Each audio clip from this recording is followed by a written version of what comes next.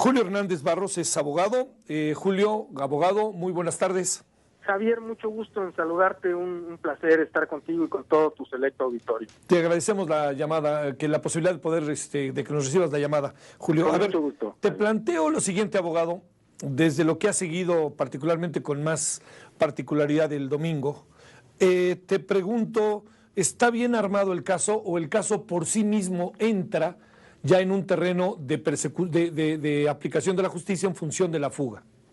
Sí, efectivamente, Javier, no hay tal caso que armar para poder detener a Joaquín Guzmán Loera. Es decir, él tiene una orden de reaprehensión para que sea integrado en un centro federal de readaptación social y compurgue una pena que ya le fue impuesta, de manera que no hay un juicio que se vaya a abrir necesariamente, sino que él está a disposición de la autoridad carcelaria para cumplir una pena que ya le fue impuesta. Ahora, esto no quiere decir que él no pueda ser juzgado por los delitos que haya cometido entre su fuga, en tanto estuvo sustraído de la acción de la justicia y la nueva reaprehensión, ¿no? Es decir, creo que son dos cosas distintas. Él está ahora a disposición de la autoridad penitenciaria para cumplir una pena, pero adicionalmente podrían abrirse nuevos casos en contra de él que produjeran nuevas sentencias, desde luego, Javier. ¿Tienes dudas de que sea él o no? Ninguna absolutamente. Creo que además de que ha sido amplia la explicación que ha dado la Procuraduría General de la República, no le veo ningún sentido a mentir sobre su identidad y francamente yo creo que como dices tú, son solamente especulaciones y como decían en el sexenio del presidente Fox, el sospechosismo natural del mexicano que no reconoce cuando la autoridad ha hecho una buena acción. Sí, que decía Santiago Krill, ¿verdad?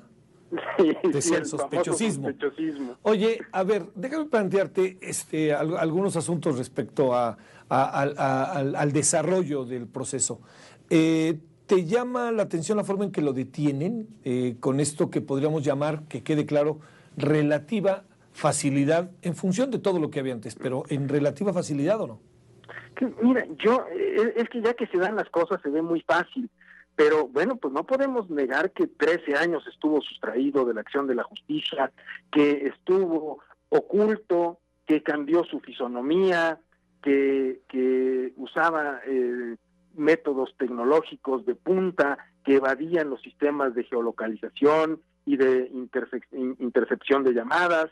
Eso no lo podemos negar. Ahora, que gracias a la acción de inteligencia haya podido ser detenido sin haber disparado una sola bala, de eso se trata la nueva justicia, Javier. Creo que en ese sentido, y ya lo decía el Comisionado Nacional Antisecuestro, ¿no? Más inteligencia y menos fuerza.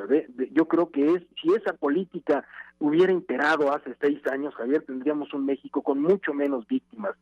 El combate frontal a la delincuencia, con balas, con elementos militares, con Policía Federal, en las calles, no resuelve el problema, Javier. Yo creo que esto es lo que debe hacer: intercepción telefónica, geolocalización, y también que las fuerzas de inteligencia estén inmiscuidas en la propia delincuencia, obteniendo datos de ellos, pruebas como se tienen ahora de ADN, de dactiloscopía.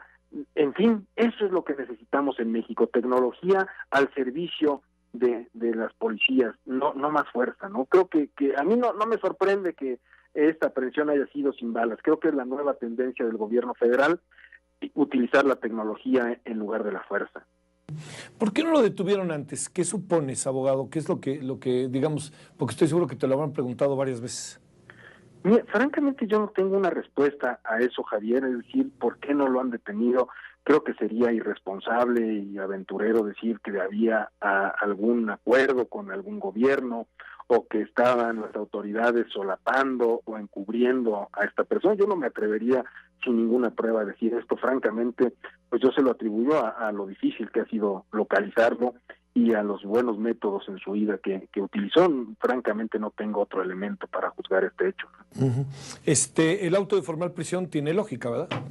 Sí, por supuesto. Es decir, este es viejo ya, ¿no? Él está compurgando una sentencia desde el año del 93, que fue sentenciado a 20 años de prisión, se escapa en el 2001, todavía le faltan pues por cubrir varios años de prisión, y esto, bueno, pues también entra con la controversia de la famosa extradición que ha dejado entrever ya el gobierno americano.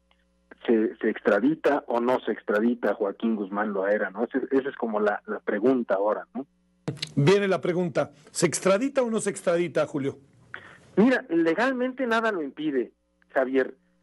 Nuestro país tiene celebrado con Estados Unidos, desde las épocas del presidente Echeverría, un tratado de extradición que después fue reformado, tuvo una adherencia a este tratado, y se permite entonces que una persona que ya fue sentenciada en nuestro país y que está compurgando una pena, sea, antes de que termine de compurgar su pena, trasladada a los Estados Unidos para enfrentar un proceso en ese país, siempre y cuando, pues, al final de este proceso sea devuelta también a nuestro país para que termine de compurgar su pena, ¿no? Este protocolo que se agrega al tratado en el año del 2001 hace posible que se extradite, no obligatorio, porque también el propio tratado de extradición tiene una cláusula que no obliga al país a extraditar a sus nacionales y que lo deja a discreción del Ejecutivo Federal que se extradite o no a un nacional, de manera que no es obligatoria la extradición de Joaquín Guzmán como pudiera ser la de otra persona que no fuera nacional mexicano y que se encontrara en nuestro territorio, pero sí es posible hacerlo y hacer esta entrega diferida o temporal más rápida, entregarlo a Estados Unidos, conceder la extradición si es que en su momento se solicita y se formaliza esta petición, y entregarlo con calidad de temporalidad, es decir, se le entrega temporalmente a Joaquín Guzmán Loera al gobierno de Estados Unidos para que sea procesada, para que sea juzgada por los delitos que cometió en los Estados Unidos de América, y después ya sea encontrada culpable o inocente, se regrese a nuestro país para que termine de compurgar la pena que le ha sido impuesta, ¿no? Ahora, es una decisión, entiendo bien, que al mismo tiempo conjunta un acto de derecho, pero también pregunto, ¿es inevitable, abogado, un acto político en relación a esto? Y te diría, en términos de México, ¿nos conviene extraditarlo o más bien nos conviene quedarnos con él y ir hasta las últimas consecuencias? ¿O hay muchos temores de que se pueda volver a fugar? Están como todos estos escenarios que sé que conoces bien, abogado. Claro. Mira, efectivamente, y lo dices muy bien, Javier, la extradición por sí misma, por definición, es un acto jurídico-político. O sea, no es extraña la intromisión de la política en la extradición, porque por propia definición el tratado de extradición es un acto jurídico-político en donde un país entrega a otro, a una persona, para ser juzgada por los delitos que cometió en ese país.